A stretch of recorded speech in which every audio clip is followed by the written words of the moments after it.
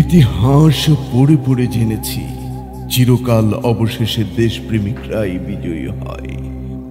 Bullet, Bennett, গুম, খুন, হত্যা, সন্ত্রাস, কারাগার, নির্যাতন সেই বিজয় পথের এক একটি ফলক মাত্র। কারাগার মানে বিপ্লবের সূতিকাগার, আসন্ন সংগ্রামের পরিকল্পনা প্রণয়নের নিরাপদ আবাসস্থল, জনতার কোলাহল মুক্ত নিরিবিলি পরিবেশ।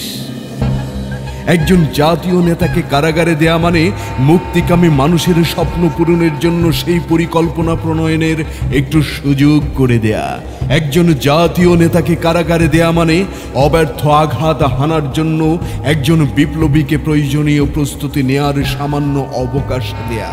একজন জাতীয় নেতাকে কারাগারে দেয়া মানে গণবিরোধী সরকারের জন্য আধুনিক সমরাস্ত্রের চেয়েও তিনি যে ভয়ঙ্কর এ কথা প্রকাশ্যে ঘোষণা করা।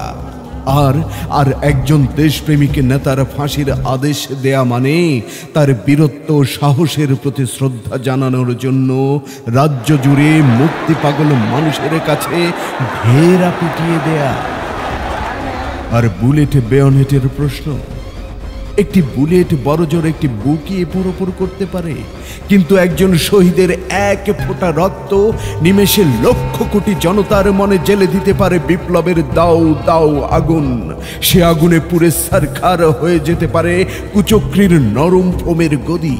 চৈত্রের উত্তপ্ত অরণ্যের দিয়াশালয়ের সামান্য এক শলাকা যেমন মুহূর্তে সৃষ্টি করতে পারে লেলিহান দাবানল, তেমনি মাত্র একজন শহীদের রক্ত বিক্ষুব্ধ জনতার উত্তোলিত হাতগুলোকে অবলীলায় বানিয়ে দিতে পারে টান টান মিসাইল।